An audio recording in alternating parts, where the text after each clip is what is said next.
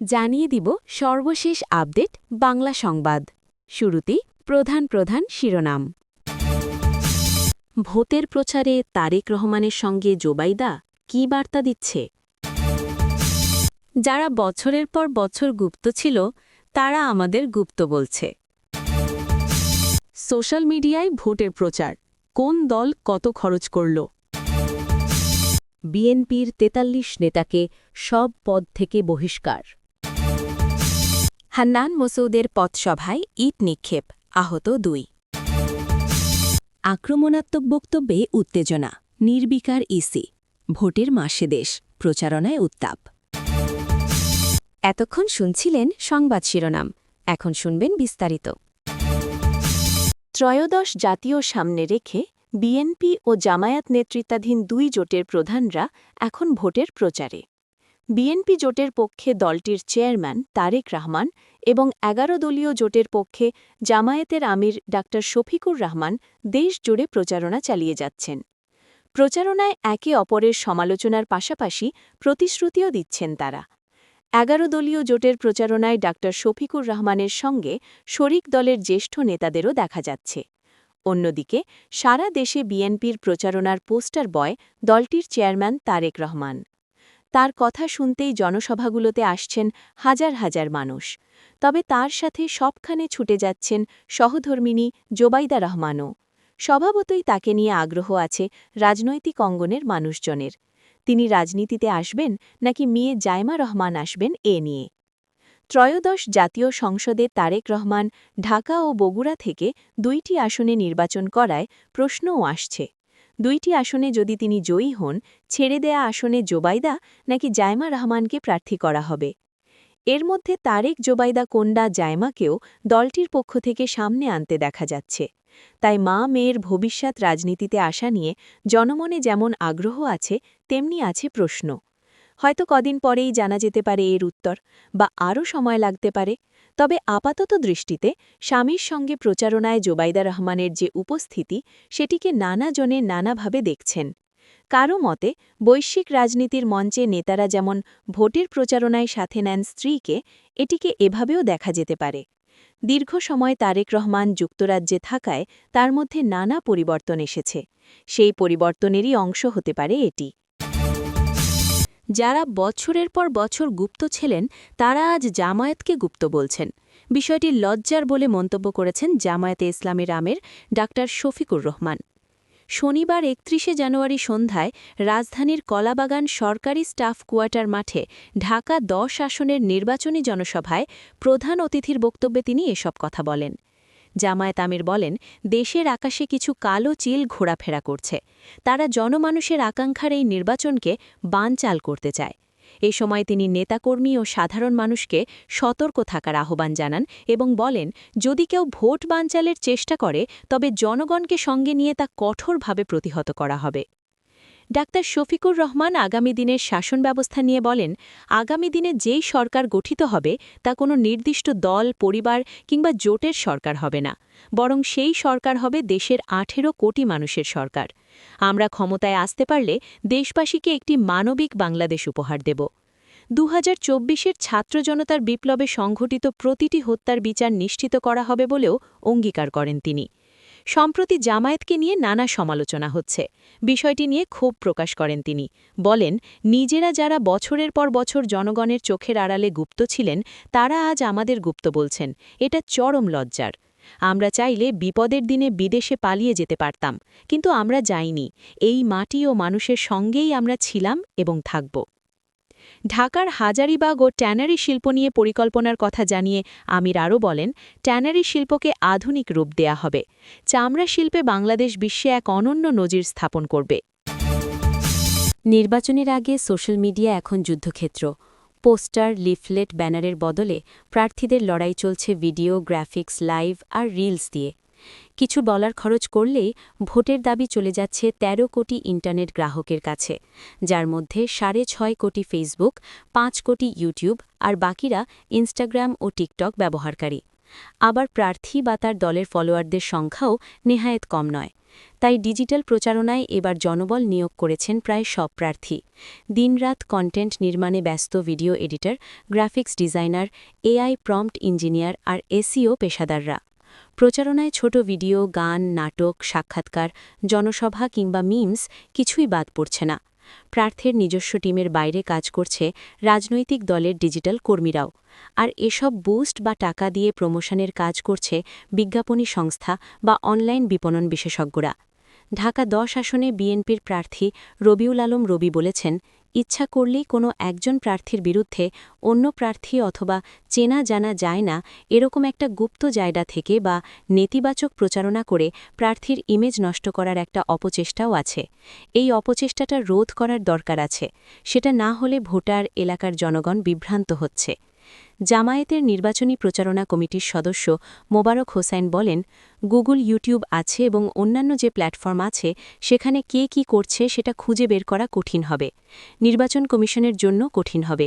আমরা যারা প্রতিদ্বন্দ্বী আছি আমাদেরও এটা খুঁজে বের করা কঠিন হবে। নরসিংদী ২-এ এনসিপির প্রার্থী সারোয়ার তুষার বলেন, অনলাইনে প্রার্থীর পক্ষে কারা প্রচার করতে পারবে?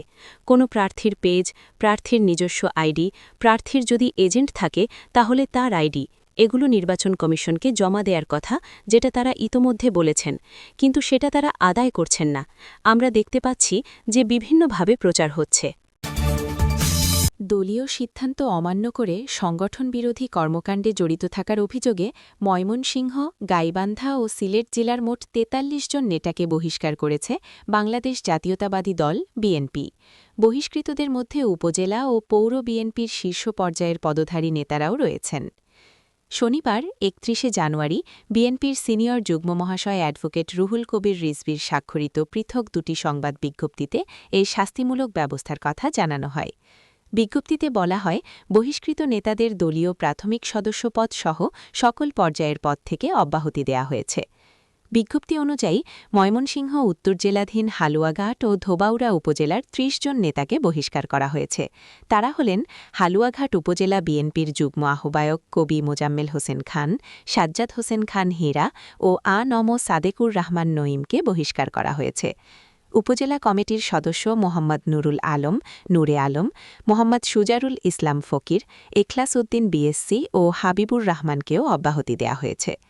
হালুয়াঘাট পৌর বিএনপির পদধারীদের মধ্যে যুগ্ম আহ্বায়ক আলহাজ দেলোয়ার হোসেন বিপ্লব, মোল্লা মোহাম্মদ আলী সাবরি মনি, মোল্লা মনি এবং সদস্য ডাক্তার আবুল কাশেম মেম্বার, মোহাম্মদ মতিউর রহমান মতি, মোহাম্মদ শরীফুল আলম ও মোহাম্মদ হাবিবুর রহমানকে বহিষ্কার করা হয়েছে।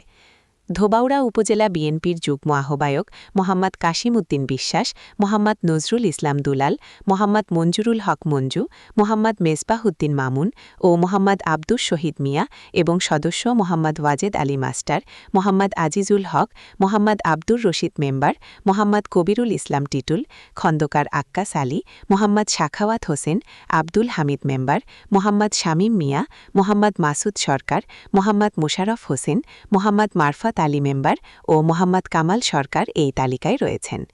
গাইবান্ধা জেলাধীন সাঘাটা উপজেলা বিএনপির ৪ নেতাকে সংগঠন বিরোধী কর্মকাণ্ডের জন্য বহিষ্কার করা হয়েছে। তারা হলেন উপজেলা বিএনপির যুগ্ম আহ্বায়ক মোহাম্মদ মতলেবুর রহমান রেজা, মোহাম্মদ আবুল কালাম আজাদ, মোহাম্মদ এনামুল হক শিল্পী এবং সদস্য মোসাদ মুনমুন রহমান। নোয়াখালী ৬ হাতিয়া আসনে ১১ দলীয় জোটের প্রার্থী ও জাতীয় নাগরিক পার্টির এনসিপির সিনিয়র যুগ্ম মুখ্য সমন্বয়ক আব্দুল হান্নান মাসুদের পথসভায় পেছন দিক থেকে ইট নিক্ষেপের ঘটনা ঘটেছে। এতে এনসিপির ২ কর্মী আহত হয়েছেন। শনিবার ৩১ জানুয়ারি রাত ৮:৩০টার দিকে হাতিয়া উপজেলার তমরুদ্দি ইউনিয়নের তালতলা বাজারে এ ঘটনা ঘটে। উপজেলায় এনসিপির সভাপতি শামসুল তিবরিজ জানান, হামলায় দলের অন্তত ৩ জন কর্মী আহত হয়েছেন। তিনি বলেন, শুক্রবার তালতলা বাজারে হান্নান মাসুদের নির্বাচনী কার্যালয় ভেঙে দেওয়া হয়। আজ সন্ধ্যায় কার্যালয় পরিদর্শনে আসেন মাসুদ। সেখানে কর্মী সমর্থকদের সঙ্গে কথা বলেন এবং সংক্ষিপ্ত পথসভায় বক্তব্য রাখেন।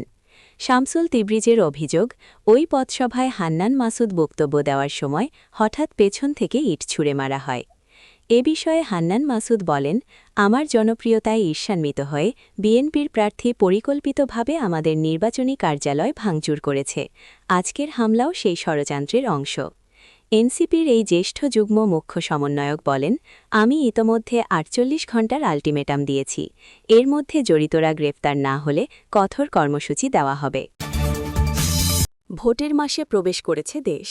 আর মাত্র ১১ দিন পর আগামী ১২ ফেব্রুয়ারি অনুষ্ঠিত হবে ত্রয়োদশ জাতীয় সংসদ নির্বাচন ও গণভোট।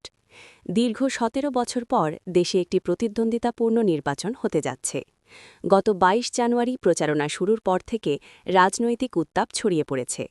পরস্পর আক্রমণাত্মক বক্তব্যে ভোটের মাঠে উত্তেজনা শুরু হয়েছে। নির্বাচনী আচরণবিধি ভঙ্গ করে একে অপরের বিরুদ্ধে উস্কানিমূলক ও অশালীন বক্তব্য এলেও নির্বিকার নির্বাচন কমিশন ইসি আনুষ্ঠানিকভাবে নেওয়া হচ্ছে না কোনো ব্যবস্থা। আচরণবিধি লঙ্ঘনের বিষয়ে জানতে চাইলে নির্বাচন কমিশনার মোহাম্মদ আনোয়ারুল ইসলাম সরকার বলেন, আচরণবিধি প্রতিপালন দেখভালে প্রতিটি উপজেলা বা থানায় ২ জন করে নির্বাহী ম্যাজিস্ট্রেট এবং প্রতিটি আসনে নির্বাচনী অনুসন্ধান ও বিচারিক কমিটি কাজ করছে। পাশাপাশি আমাদের কাছে যেসব অভিযোগ আসছে সেগুলোর বিষয়ে ব্যবস্থা নেওয়া হচ্ছে। রাজনৈতিক সংশ্লিষ্টরা বলছেন, আওয়ামী লীগ ছাড়াই ত্রয়োদশ জাতীয় নির্বাচন অনুষ্ঠিত হতে যাচ্ছে। ফলে এবারের নির্বাচনে মূল প্রতি অপরকে আক্রমণাত্মকভাবে বক্তব্য দিয়ে ঘায়েল করবার চেষ্টা করছে। তাতে নির্বাচনী পরিবেশ অনেকটাই উত্তপ্ত হয়ে উঠেছে। ভোটের মাঠের পাশাপাশি এবার সোশ্যাল মিডিয়ায়ও শুরু হয়েছে নোংরামি। আক্রমণ পাল্টা আক্রমণ চলছে প্রতিনিয়ত। কিন্তু নির্বাচন কমিশনের পক্ষ থেকে নেই কোনো মনিটরিং। ইসির তফসিল অনুযায়ী ভোটের ৪৮ ঘণ্টা আগ পর্যন্ত ১০ ফেব্রুয়ারি সকাল ৭টা পর্যন্ত প্রচারণা চালাতে পারবেন প্রার্থীরা। নির্বাচনের দিন ভোটগ্রহণ চলবে সকাল ৭:৩০ থেকে বিকাল ৫:৩০ পর্যন্ত। একই সঙ্গে গণভোট এবং সংসদ নির্বাচনের ভোটগ্রহণ হওয়ায় এবার ভোট প্রদানের সময় ১ ঘণ্টা বাড়ানো হয়েছে। গত ২২ জানুয়ারি আনুষ্ঠানিক প্রচারণা শুরুর পর থেকেই প্রধান দুই প্রতিদ্বন্দ্বী দল বিএনপি ও জামায়াতে ইসলামী পরস্পর আক্রমণাত্মক বক্তব্য শুরু করেছে কিছু সুনির্দিষ্ট বিষয়ে।